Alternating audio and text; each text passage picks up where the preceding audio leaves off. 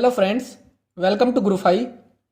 In this lecture 6.3, we will find the gravitational potential due to a solid spherical mass.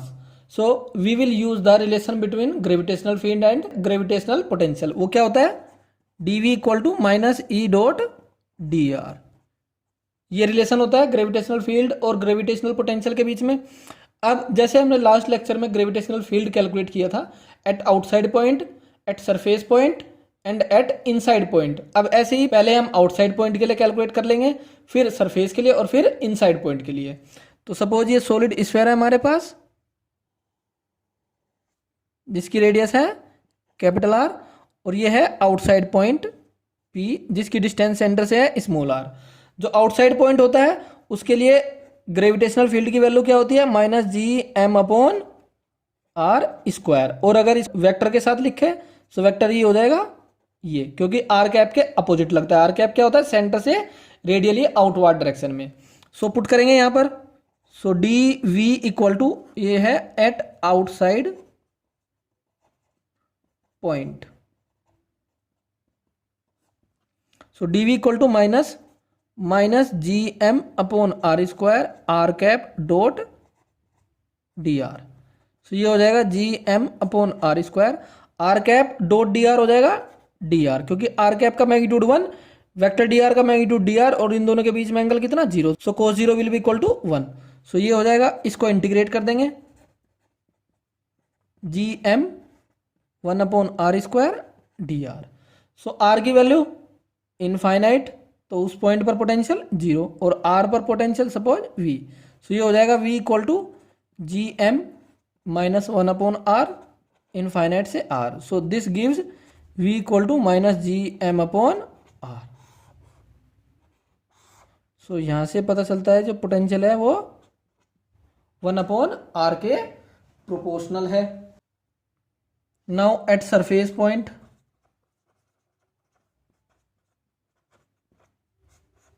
r equal to r, so v comes out to be minus g m upon r. Now at inside point,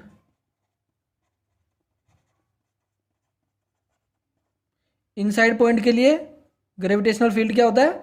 minus G M upon R cube into R cap, ये vector form में. So ये solid sphere, ये इसकी radius are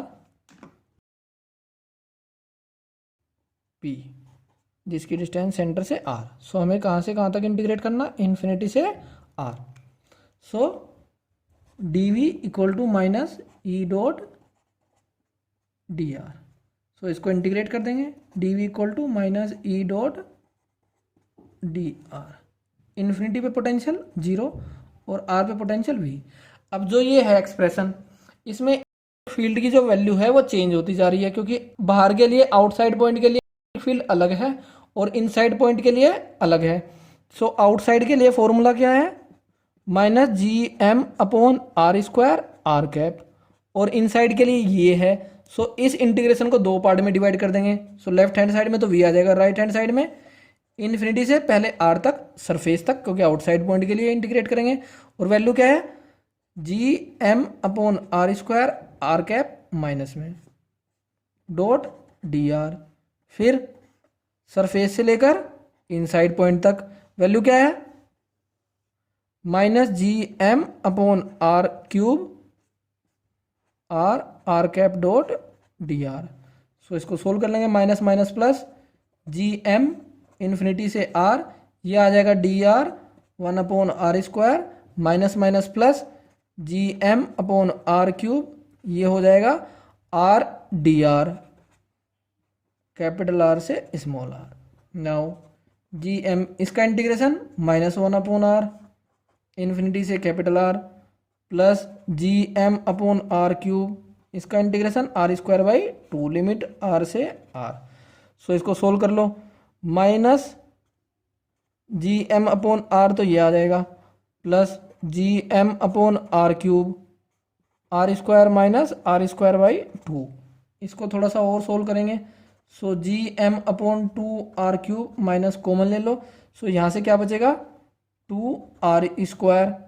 अब यहाँ से minus common लिया तो -r² plus r²। So this comes out to be -gm/2r³ 3r² minus r²।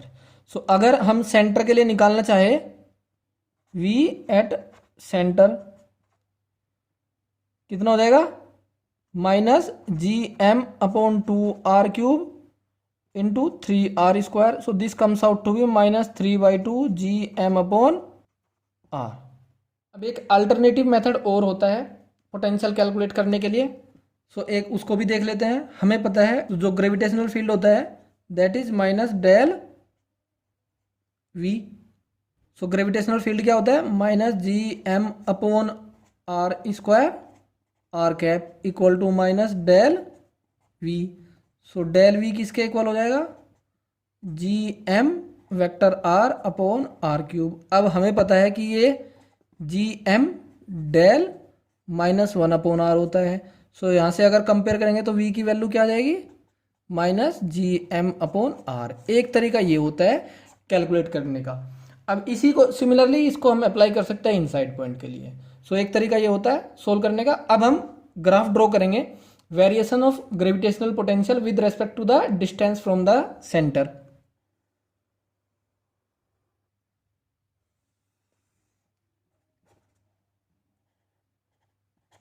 ये centre O r equal to कितना है 0। यहाँ पर r इक्वल टू r मतलब सरफेस।